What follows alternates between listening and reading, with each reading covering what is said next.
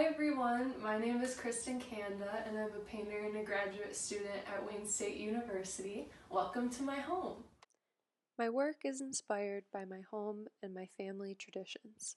Recently, my paintings have included objects that have been passed down to me by members of my family and show snapshots of different skills that I have learned from them, like gardening, baking, and decorating. I document these things in activities which form the compositions of my paintings. So right now we are in my studio space that I'm still trying to get organized 100%. My partner and I moved at the beginning of this month, so having this space is new to us. We still have some organizing to do. But before the stay-at-home orders, I did all of my painting out of my studio at Wayne State University. So transitioning into working from home has definitely been challenging. Before we moved, we lived in a really tiny apartment. And the space didn't allow for me to paint at all, which was really challenging for the first 2 months of the stay-at-home orders. So I had to find different ways to create without being able to paint. I definitely utilized my sketchbook a lot, but I also did things like baking and taking care of my plants inside, and I even taught myself how to crochet. So it really challenged me to try to find ways of working outside of my normal practice. About a month and a half ago, I was also able to get my hands on an iPad and an Apple Pencil to explore different ways of painting digitally. This isn't something that I was really interested in before, but with the stay-at-home orders being in place, I really wanted a way to take my painting practice wherever I was, no matter what the situation was. And this has really helped me do that. So now I'm going to show you a little demo of the different kind of painting sketches that I've been able to do on my iPad.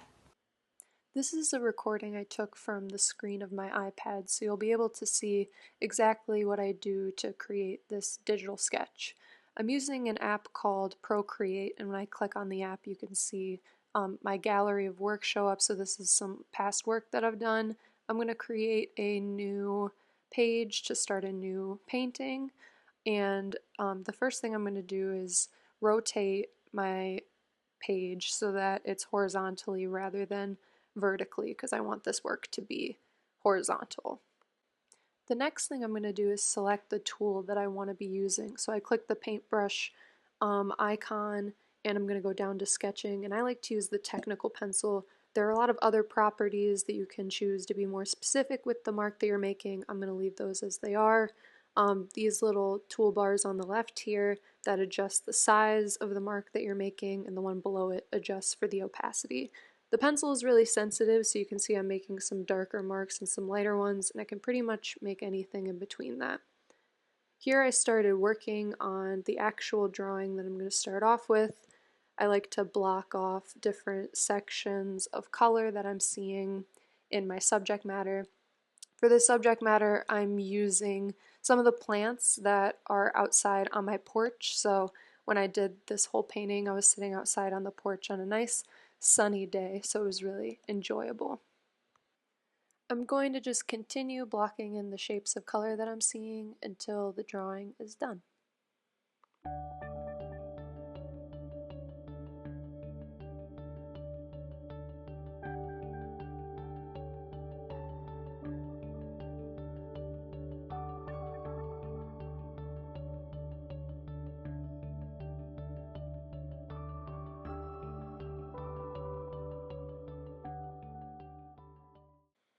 Okay, so I finished the drawing and I realized that I want to crop the canvas a little bit, so that little wrench tool you can click on and then click crop and resize.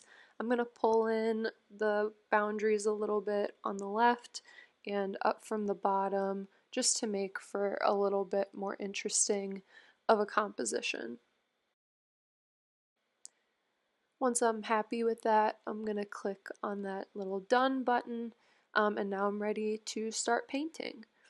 The first thing that I'm going to do is create an additional layer so that my drawing layer will stay separate from my painting layer. So now that I'm working on layer 2, I'm going to create a color palette. So the palette that you saw previously was from a past work. I want to start with a blank palette so that I can add as many colors as fit in the little area there. So I'm going to select my lightest green to start with. I'm going to adjust a little bit by using the color wheel and the area inside, which helps me get tints and shades of the color that I'm working with.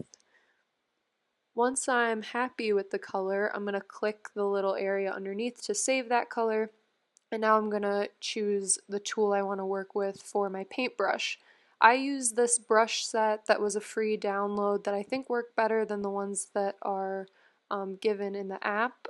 So I use the regular oil to start off with, and I'm going to adjust the size and opacity a little bit and get started on blocking things in.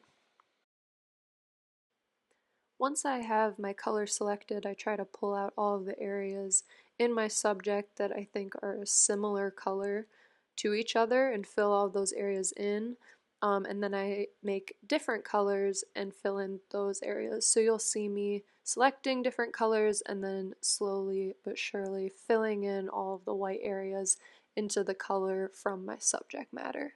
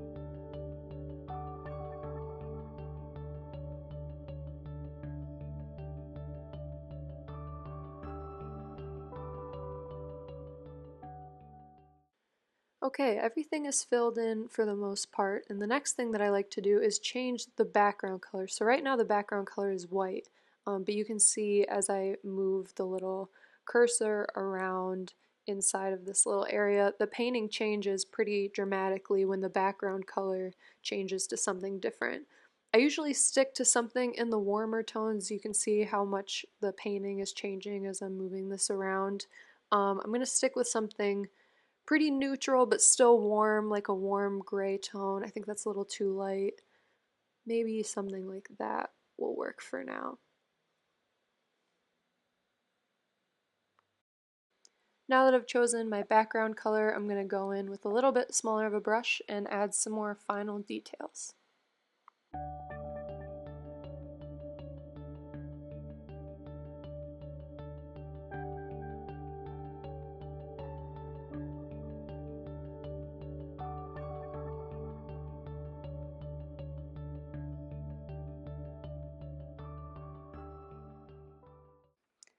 And here is an image of the final painting.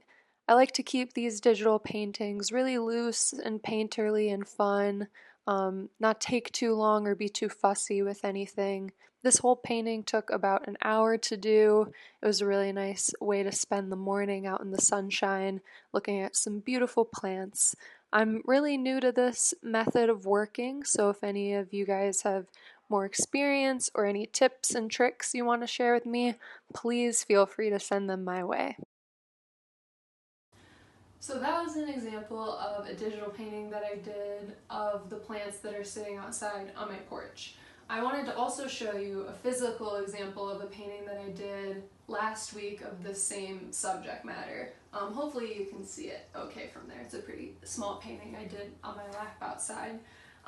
The style of this painting is a bit different than the one digitally that I did. I found that building the paint up on a physical surface is a bit different than the layering process of the digital paintings that I've been doing. But the process that I go through to complete each painting is pretty similar. Physical paintings take a lot longer for me. I'm a little bit more specific about how I apply things. With the digital painting, I'm a little bit looser, but blocking everything out, choosing each color, filling it in that same way is pretty much the same. On this painting that I have in progress right here now, you can see a little bit of the mapping out process that I've started on. With physical painting, I start with a background layer. I don't choose a background color after, because you can't really paint into something once it's already painted. So the background color is set, and then I build the shapes onto the canvas like so, and then I work and fill and block everything in from there. Thank you all so much for watching, and a big thank you to the Scarab Club for organizing all of this and connecting all of us together in these really unprecedented times. It's been a real pleasure to share this with you, and also to see what other artists are doing locally to continue their practices, even though their situations might not be how they usually are. Make sure to follow the Scarab Club on Facebook, Twitter, and Instagram to keep up with programming and exhibitions and everything like that. You can also follow me on Instagram at KristenCanda_art, or check out my website, www.kristencanda.com. Thanks again for watching, and everybody stay safe and take care.